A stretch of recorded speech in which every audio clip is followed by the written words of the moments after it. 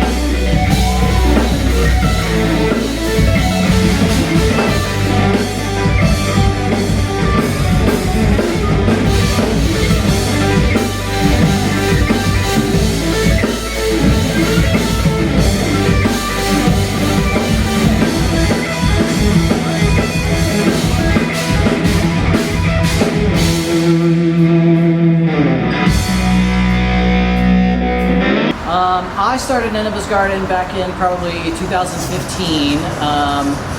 After my old band Cloak and Dagger Dating Service kind of stopped playing, we had been playing around town for several years, and I had kind of accumulated a small list of songs that I had written, most of that weren't really appropriate to the old band, and I took a little bit of time to try to find some band members, and for a little bit of time had a different drummer than Clay. We had a bass player for a while, and those guys moved on to other things. One of them went off to school, one of them had a kid and decided to kind of not focus on music anymore. And Clay and I have been doing it for a couple of years now together. It's been probably almost 2 years now. 2 years, yeah. We still play a lot of, all of the songs that kind of started the band with, but Clay and I, over the last few months, have been writing and releasing a lot of new material as well. We've been putting out one song a month on all the different streaming platforms and YouTube and stuff. Overall, about 4 years now, really going strong for the last 2 years or so, since we got kind of a steady lineup.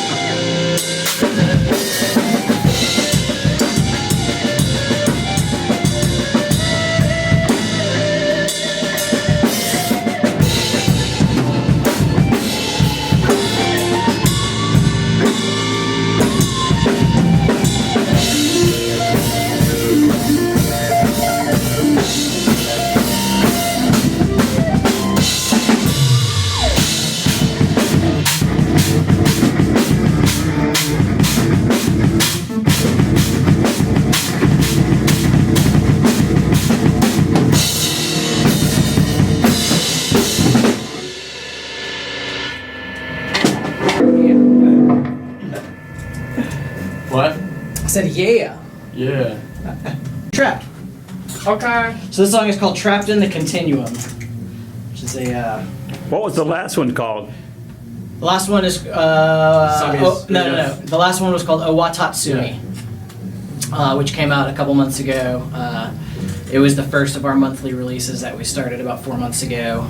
We're going to continue for the rest of the year, and then hopefully get a physical pressing of something at the beginning of next year of everything we did for 2019.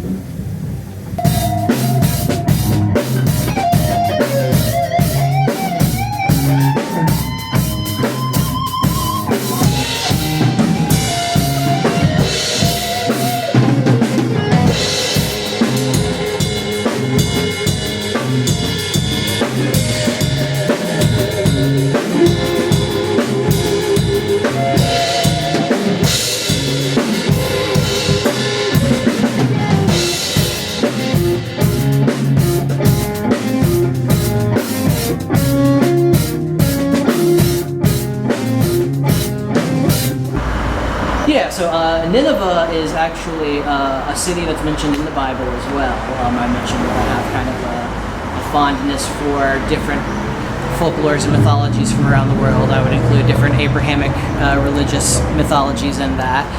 Nineveh is the city in the Bible where Jonah was eaten by the whale. There also is more recently than that, there's like the seven wonders of the ancient world. There was the Hanging Gardens of Babylon, and in the actual city of Babylon, archaeologists don't have any kind of evidence of like water wheels to move water up into the sky. There's no kinds of like mosaics of these hanging gardens or anything, but they do find all this at the city of Nineveh, which would have been a Babylon in the time, like a Babylon city, not necessarily the city of Babylon. So the name is kind of a reference to the ancient wonder of the world, the Hanging Gardens of Babylon, which are believed currently to have actually been in the city of Nineveh.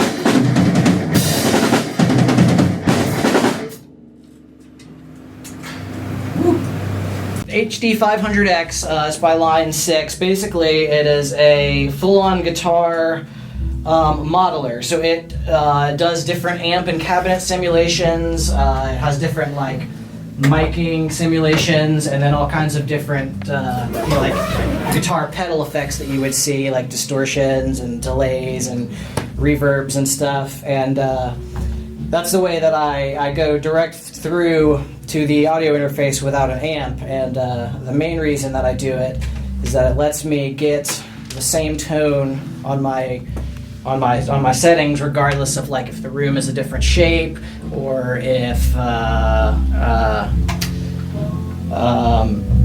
if I'm quieter or louder. A lot of times that will affect like tube amp. The actual tone of the amp will be different based on the volume, and this lets me get just like the exact same sound regardless of the environment that I'm in. On top of weighing 10 pounds instead of 65.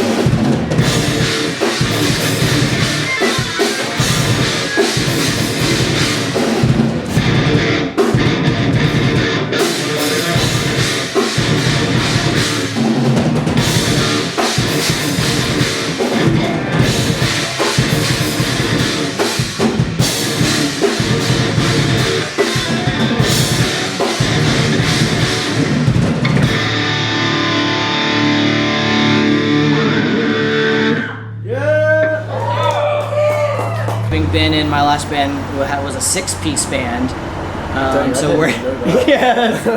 So working with one other person is much easier than 5 other people as far as coming to compromises and stuff like that. So it's honestly it's a bit of a relief and pretty easy compared to some past experiences I've had. It's lots of heavy elements. I really definitely grew up listening to heavy music. I've been inspired by heavy music my whole life. Like 80s metal, definitely in like middle school or so. Not so much anymore. I'm definitely more into like proggy stuff, more along the lines of like Between the Buried and Me, Arch Echo, just like a whole genre, like a whole span of genres. Honestly, I would say is what we try to go for. Yeah, definitely. Yeah. Sharing ideas back and forth. Mainly, he'll come up with a riff or two, something that sounds good, something we agree on. I'll give him my input on it. I'll go home and write the drum parts out. Yeah, the usual process is kind of I'll come up with an idea, and then I'll talk with Clay and kind of flesh out the whole song from beginning to end on guitar. And then record a scratch take of that for Clay to take home and kind of like write drum parts to. And then once he's got his drum parts done, I will do all the bass guitar stuff that you heard in the backing tracks and all that. I do the bass performance that's played back. So that's all me as well. Once he's got the drums done, I write that. And then we get together on any kind of other production elements that we want. You know, if we've got a couple little synth touches here and there. We're always changing little things. Yeah, moving little stuff around every now and then. Yeah, little variations of patterns and stuff. But yeah, that's the basic songwriting method, is kind of come up with something on guitar and start adding in layers from there. I've been playing since I was 10 years old, so 20 years now. I've been playing guitar for 20 years. I played other instruments before that. You know, we just mentioned I played violin for a year in high school, and I actually tried drums for a little bit when I was younger as well, and that wasn't my cup of tea. But yeah, it's just for me, it's about self-expression, you know, which is why one reason that I like the music that we play that kind of covers so much territory is I feel like a lot of different artists and bands that kind of stick to one sound are limiting themselves to kind of a very small range of emotions and feelings that they can convey. Whereas we just kind of try to play what flows naturally and kind of tells the emotional story that we're looking for. Totally.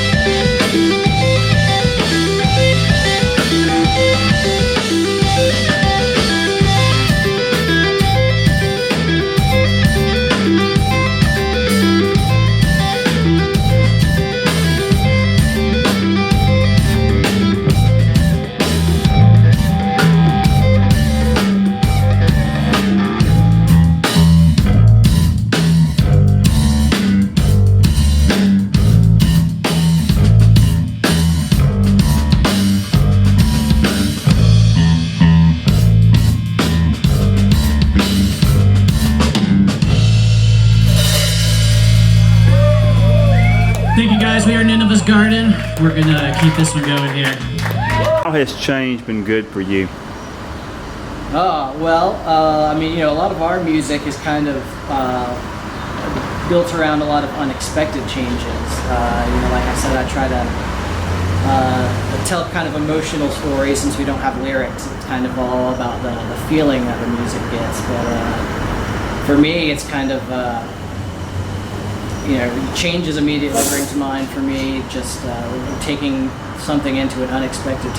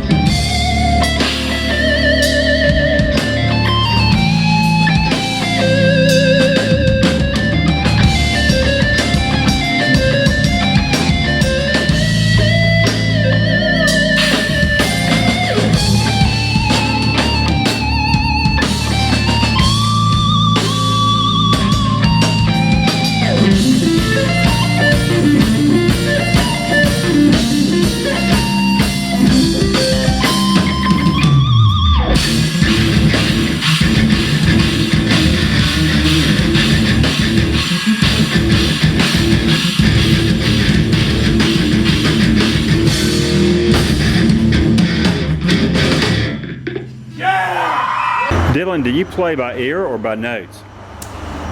So I kind of do both. I, for a long time, just played by ear. I am essentially self-taught. I have gone to a couple different guitar clinics in my life. I spent a week at this place called the National Guitar Workshop up in New York, but I've never really had like a consistent guitar teacher. But I would say maybe 4 or 5 years ago, when I really decided that I was going to kind of focus on this more technical stuff, I really went headlong into music theory a little bit more intensely, and it's kind of both at the same time now. The best way I can explain it is that the music theory knowledge that I have is like adding more colors to my paint palette, or more different shape tools if I was a sculptor or something like that. And what it lets me do is kind of when I decide that I want to reach for a particular feeling or sound or something, then the theory knowledge lets me know how to do that. But I still have to, I still make the conscious decision of this is the sound. How do you decide which songs you play in your set? So a lot of it is kind of figuring out what we want the flow of the particular set to be.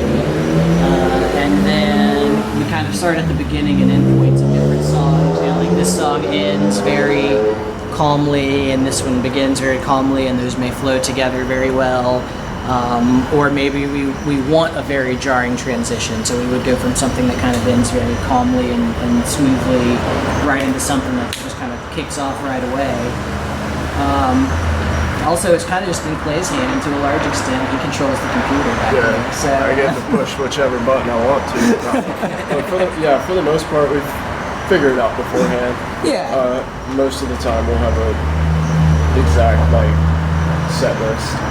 I know Friday night we were kind of like, all right, we're gonna do this, and this.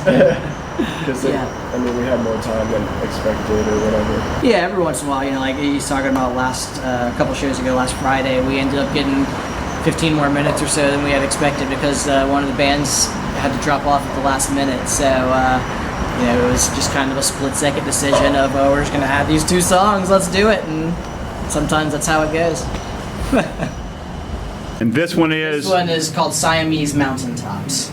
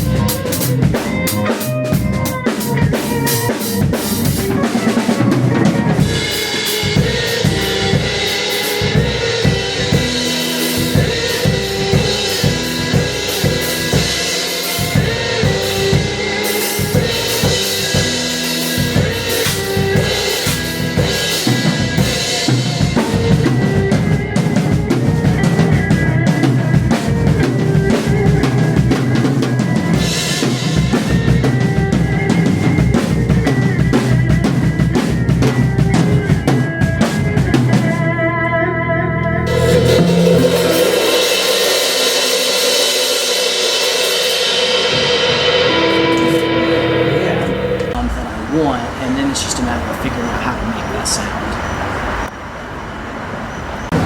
Your song titles have some interesting names. What literature do you read? So I am personally am into a lot of different folklores, I guess you would call them, throughout history. One song that we played in there earlier, Owatatsumi, is a reference to a Japanese folklore story about a sea dragon, basically named Owatatsumi, whose daughter falls in love with a human, and they get married, and he comes and lives in this underwater kingdom that Owatatsumi has, but it doesn't end up going very smoothly. Another one of the songs that we played, Court of the Seven Crowns, in there is a reference to a line in Revelation about the beast with 7 crowns.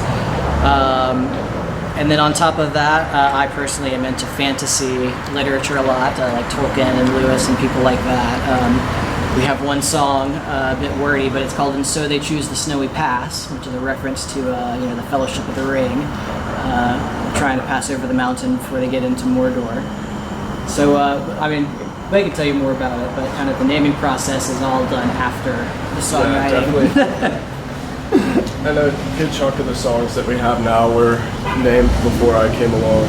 Besides Excelsior, we named that one after Stanley. Yeah, Stanley. Right, that song we recorded right after Stanley had passed away, so Yeah. that was a bit of a in memoriam there. A lot of driving power in that one. Yeah.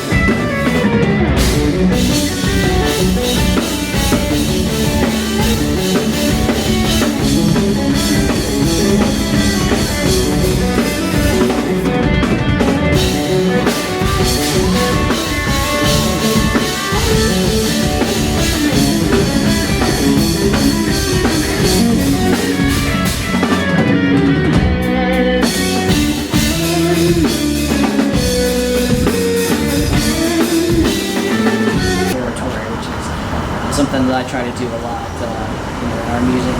I don't necessarily do what the first instinct of a lot of people would be. I know plays the same way with a lot of his stuff. We both like to Think out of the box. think out of the box, change it up, complicate things a little bit. How can we make this more difficult? Yeah.